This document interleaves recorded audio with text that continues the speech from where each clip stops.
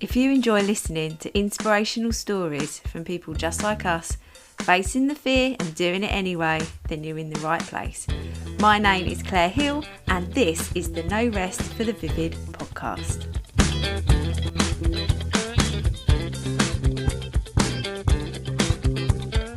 Hello, welcome to No Rest for the Vivid.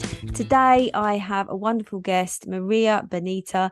Maria is an EFT practitioner, and I came across her because my friend Ziza shared her videos with me on YouTube, and I love doing her videos. They make me feel very energized, and Maria is going to tell you all about EFT and why it makes you feel so energized. And I wanted to share EFT with you all because it's another thing that you can add to your warrior energy toolkit if you're having a little bit of a low time, a low day. This is a kind of practice that you can implement into your daily activities. I hope you enjoy, and if you do, please subscribe and share. Have a good day. Hello, Maria. Welcome to the No Rest for the Vivid podcast. Hello, thank you for having me. You're very, very welcome. So would you like to introduce yourself to everybody? Yes, for sure. So I'm Maria. I'm a Fearless Fem Energy Coach and EFT Practitioner, and I help women get out of their heads, into their bodies, and taking aligned action. Oh, I love it. I love it. That's so good. This is one thing that when you go into like businesses like ours, that's the kind of thing that you need to roll off the tongue and say it as professionally as you just did. So that's brilliant. I'm very impressed. I need to practice mine. So EFT is actually quite new, I think, to some people that listen to this podcast. And I was introduced to you by my friend Ziza about, I think, 3 or 4 months ago. And we were talking about our energy and, you know, working on our businesses. And she said, you've got to go and do this tapping video. Her name's Maria. She's so cool. Just go and do this video. And she sent us all this link in this WhatsApp group that I'm part of. The link to getting your aligned clients and like sit in the energy. And I remember doing that video and thinking, oh my God, I've got so much energy. And then from there, I think I've done most of your videos on your YouTube channel and I subscribe and everything. But I have still actually quite a novice to what EFT is. It makes me feel good. I like saying the words and stuff. And afterwards, I feel really energized. But that's all I know, literally. Yeah. So EFT stands for Emotional Freedom Technique, and it's something that is kind of new but kind of really old at the same time, because it's based on like Chinese medicine that is, you know, like 5,000 years old. So it's not new knowledge. It's the same stuff that's been around forever. The most similar thing would be kind of like acupuncture, but it's based on just tapping on certain energy meridians or energy channels in your body. And it's based on the belief that every negative belief, you know, even feelings, illnesses and stuff is based on an energetic imbalance. And when you're able to tap on those things and release it, you're allowing the energy to flow. And I know I said energy there a lot because it is the most important thing, and it can seem a bit abstract. Like you said, like, you know, I say the things, it feels good, I'm feeling better, so I'm not going to question it too much. But EFT on a more kind of scientific basis was developed in the 90s. And it was first developed completely by accident, actually. It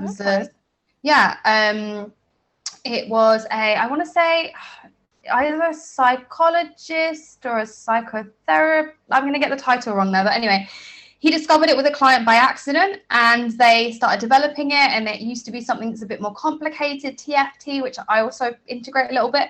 And then we've got just the standard tapping. So there's lots of different ways to do it. But it is the studies that have been done show that it's effective 85 to 90% of the time, or 85 to 90% of people, which is a pretty high percentage. And, you know, the worst case is that it doesn't work. So I really encourage everyone just to give it a go, because there's no really kind of like negative side effects. Yeah, because you are literally, I mean, obviously I follow your videos. I haven't actually done any other videos, but it's, from what I gather, is that you sort of talk about how, I mean, crap you might feel about a situation, and how, like, maybe sort of thinking about those negative thoughts and, you know, limiting beliefs. And then you basically do a tap-in sequence, repeating things that you want to believe, and then it just like shifts everything. But how does that sort of, how do you create the videos? Because I mean, I'm going to put all your links in the show notes, so everybody's listening, go and look at these videos, because they're not even that long really, are they? They're just like 10-15 minutes.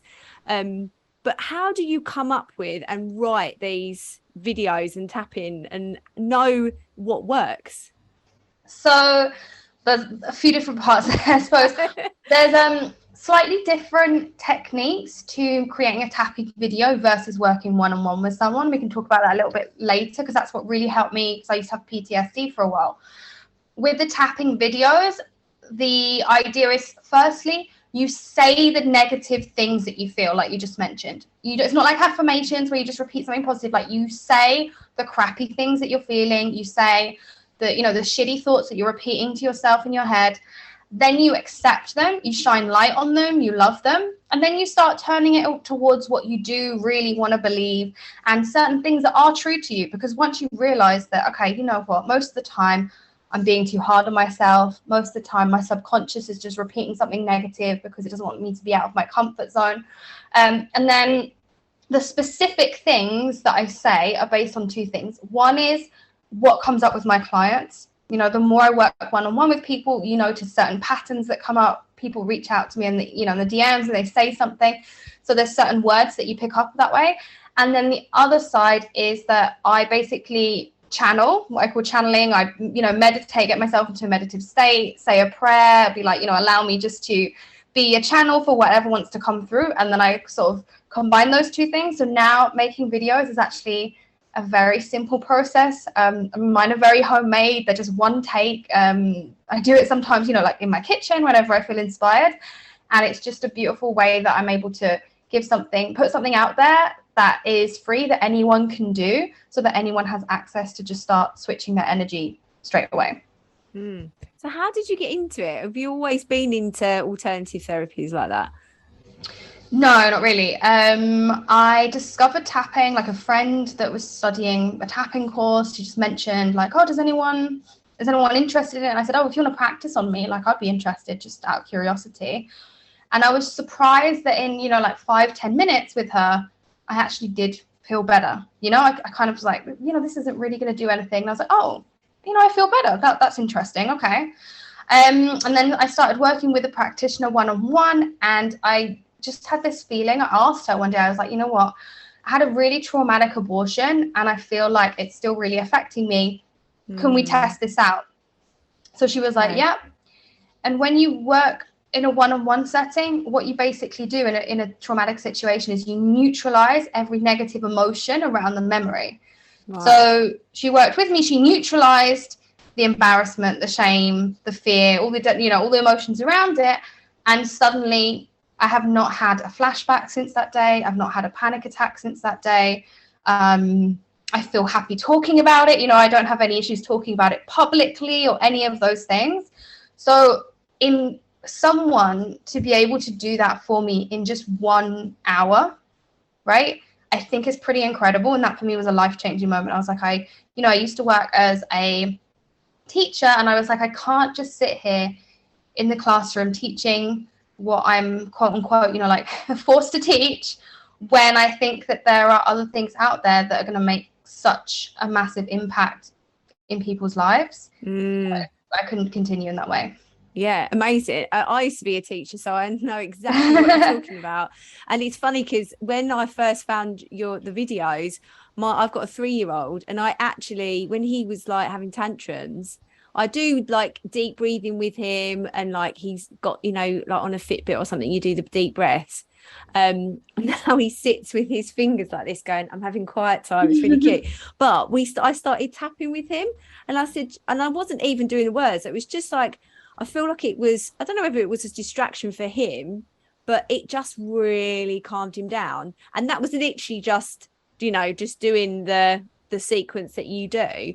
So how is it based, like physically? Why does it calm us and make us feel so good?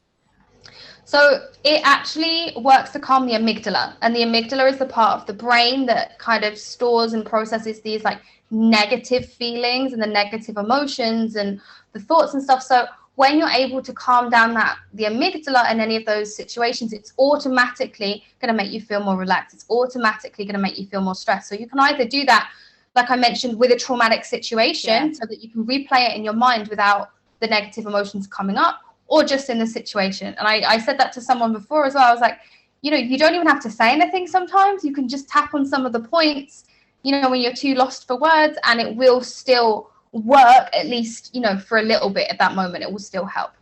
So is it a bit like, it's like, because what are the points and what are they called where you're tapping? So they're called like energy, then the meridians, basically. Right, okay, yeah. But there's actually tons. There's actually way more. Right. There's some on the side of the feet. I never really use those with clients because, it'd be too weird, like get your shoes off and, it doesn't really work. Some of them aren't practical.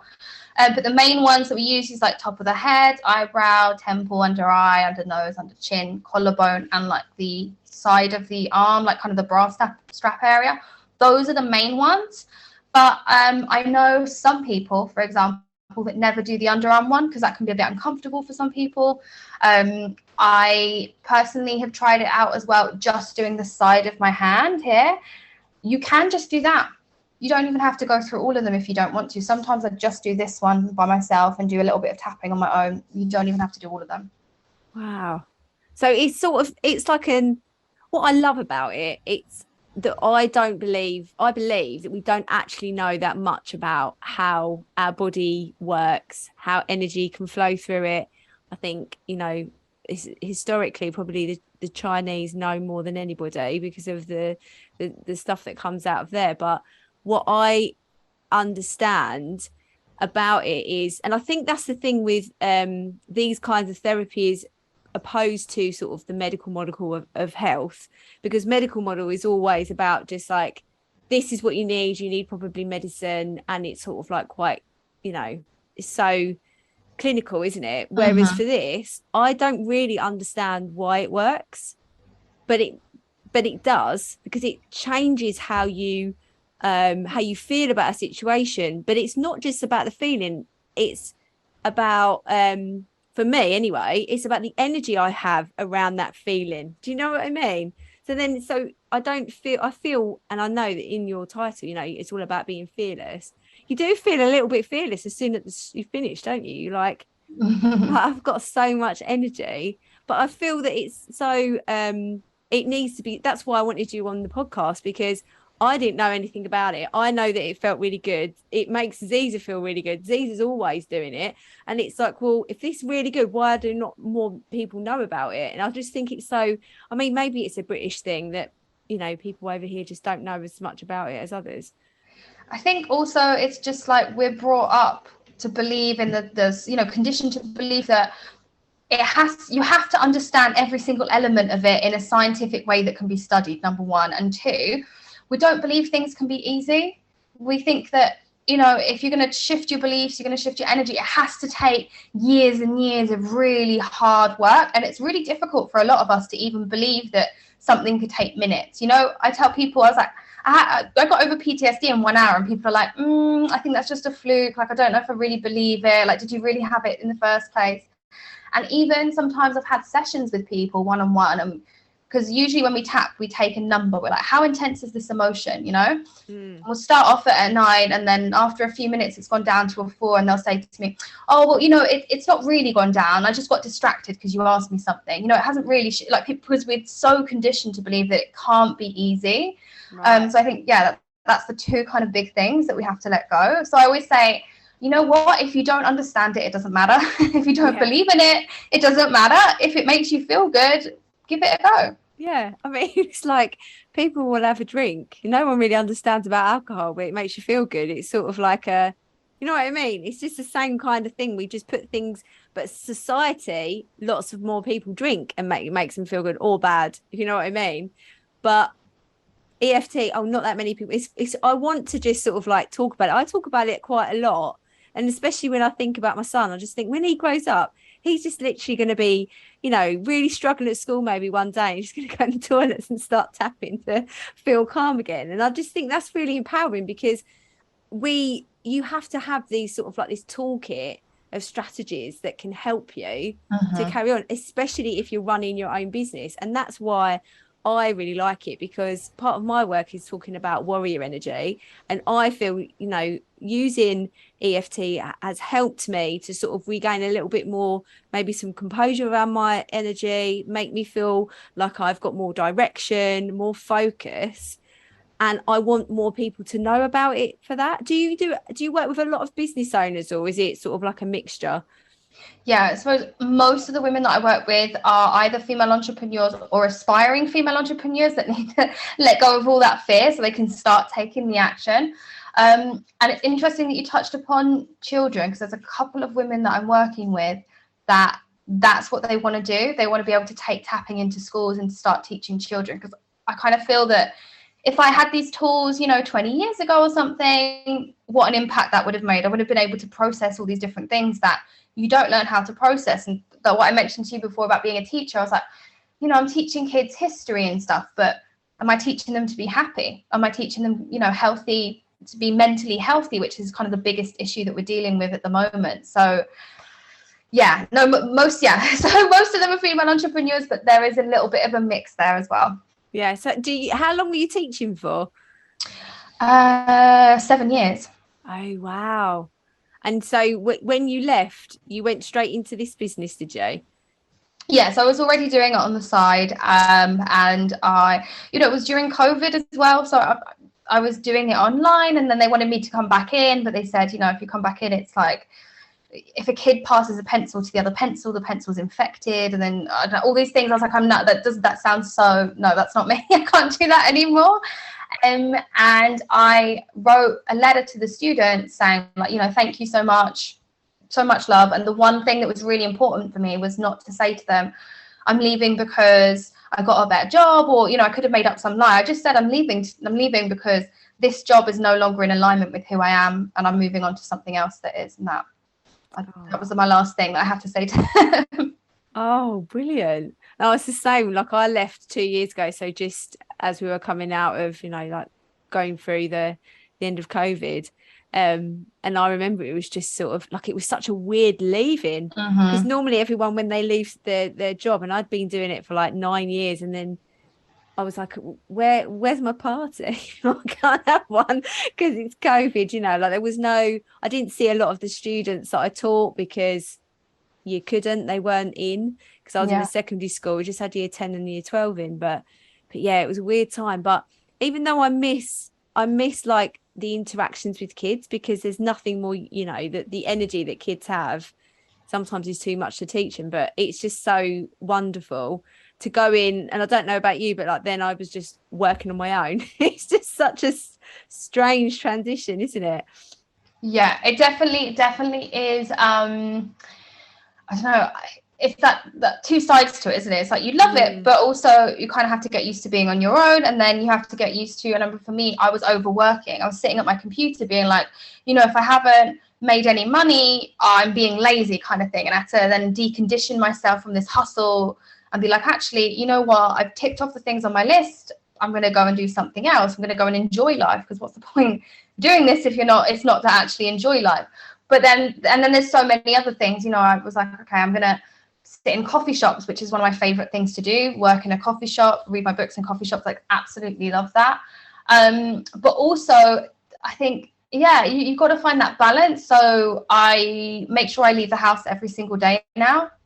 I get out there, do different things, mix with other people. I think that really, really is important, because COVID or not COVID, because at first, I remember doing this like in lockdown. I was like, you couldn't go out and do anything. You have to find your own version of balance, be that whatever it is, so that you're living life and you're not just living to work. Because I feel a lot of us, we leave the 9 to 5, and then we accidentally bring that same energy into our business and end up kind of just sort of working for the sake of it, because we think we have to, when actually it's not really in our highest interest and not helping us, create a bigger, better business anyway. Yeah, no, I definitely agree with that. I've recently just need to not work as many hours, and I realized I haven't had a proper break in like 18 months. I didn't even realize since even doing it. And as a teacher, I actually had more time off. That's not what, but the thing is, I think I love my work so much that there's nothing really, apart from spending time with my family, there's nothing really, and my friends, if you're listening, sorry, I'm not going to forget you. But like, I just love working so much because I love my work. And then it's that, yeah, but you still need to do other things, because otherwise then you're just it just becomes, all the time, doesn't it? I think it's because when you're working like a regular job, your business feels kind of like a hobby. And then when you quit your regular job, you're like, well, I'm doing this all the time. But actually, you kind of have to have other things, because it's just not healthy just to focus all your energy on one thing anyway. Like, you have to just find some new interests and focus it on other stuff. Yeah, exactly. And then gain and be able to create energy in other ways, not just because this is as well, like before going into being a business owner and working on my own, I just thought, well, energy is, you get some energy if you exercise, and you get energy from good food. That's as much as my thinking went from it. But then now everything sort of flipped, and I can create energy or get energy from so many other things, because I think I got a lot of energy from interacting with people. But it's like exactly why I, fell in love with your tapping videos, because it's a way that you can create energy, as well as making sure you're moving even more, but not just exercise. And I think that's where, for me personally, I've always exercised for, well, I need to lose weight, or I need to tone up or something, instead of enjoying the movement. Just, I love moving. That's it. I'm just doing it for loving it. And I think that's where I've had to really shift, because of going and teaching. And I know there's some teachers, like ex-teachers, that listen to this podcast. You are 100 miles an hour for like 39 weeks a year. And then you stop. It takes you a few days or weeks to sort of calm yourself down again. And then you start going again. And if you don't have those wind down periods, like I just kept going, I just going and going and going. Then you run out of energy. So it's just recognizing how different energy is. And I know we've said the word energy a lot, but I bet there's some people listening that have never even thought about the fact that they've got that energy in them, but they just need to sort of channel it in different ways and, transform it into something else to make it work for them. Yeah, definitely. I think a lot, and because I'm speaking from my own experience, we tend to overuse our energy at work that isn't necessarily, kind of energizing our soul. So we use it up at work, and then when we get home, we just want to numb out. And numbing out is just, okay, I'm just going to watch TV, or I'm just going to eat some ice cream or whatever. And we think we don't have anything left to give, which in some instances is definitely true. But if you can shift just even 1% to, okay, like, how can I nurture my soul, even if it's just 10 minutes a day or something, just something to nurture your soul, you start giving back, and you start energizing, and you start having more energy, and you can put a little bit more there every single day. Yeah, I love that, nurturing your soul. And I've said it before on this podcast that I believe that part of your day should come as priority above everything else. And it's quite controversial, because apart from my son's basic needs, my energy is the most important thing that needs to be done. Because if I'm not if I haven't got energy to be the best person I can be, then I'm not being a really good mum anyway. I'm shouting at him. So it's that, but it's shifting that part of you, and just thinking as well for your business, exactly the same, where you're using all that energy and you're working so hard, you haven't got time to nurture your soul. You've not got any energy to build a business, and you need so much energy to build a business, don't you? It's crazy. Yeah, that putting yourself first is also, again, it's the conditioning that, oh, you're a bad parent if you put yourself first, you're selfish if you put yourself first. But it's so true. There's no way you can get anything done if you don't start seeing your energy as the most important thing in your life. Yeah. And I like to think of it as that I'm showing up as the best version for him. So that is not selfish, because I can't show up as the best version for him if I'm not doing that. And it's the same, like your businesses are like your, extensions of you anyway. It's the same thing. But then I'm still working on the sort of idea that actually the most important person has to be I'm doing it for me, not for him. You know what I mean? Yeah. Like, you just have to flip it. I mean, no, I'm actually doing it for me because I need to show up for the best version of myself for me. I'm still working on that one. But yeah, oh no, everybody that comes on the podcast, I always ask them the same question, and I love asking this question because I always think about myself 10 years ago, and how far I've come. I think you just forget, don't you? But what do you know now that you wish you'd known 10 years ago? That no one has their shit together. I think I always thought that, you know, like, oh, if someone, like, I'm 30 now, and I always thought, oh my God, 30, you would just, like, you know, have everything, you just know how things are. We always compare ourselves, don't we? So we always look to someone else and we're like, they've got their shit together. No one. I've spoken to people that have made, you know, such massive amounts of money, that look like they have all this success, everything. Everyone is just winging it. And you've just got to just take one step, you know, what's it called, one step each time, and just follow, like, your curiosity as well. Like, just follow your curiosity, see where it takes you, and eventually, you know, you're going to find what you want to find, and you're going to learn what you need to learn. Amazing. I love that. No one has got their shit together. No one. Brilliant. I love that, Maria. Thank you so much for coming on. I'm really, really chuffed that you've come on, and love the fact that I love your videos, and now you've been on the podcast. So I love that. Where can people find you? You can find me on Instagram, on Facebook, on YouTube at the Vida Bonita, pretty much on everything. So yeah, just send me a DM. I'm always up for a little chat. Yeah, amazing. Oh, thank you so much, Maria. Really lovely having you. Oh, thank you so much, Claire. Thank you. Bye. Bye. Thank you so much for listening to the No Rest for the Vivid podcast. Written, produced and hosted by Claire Hill, and music has been composed by my brother, Phil Vick.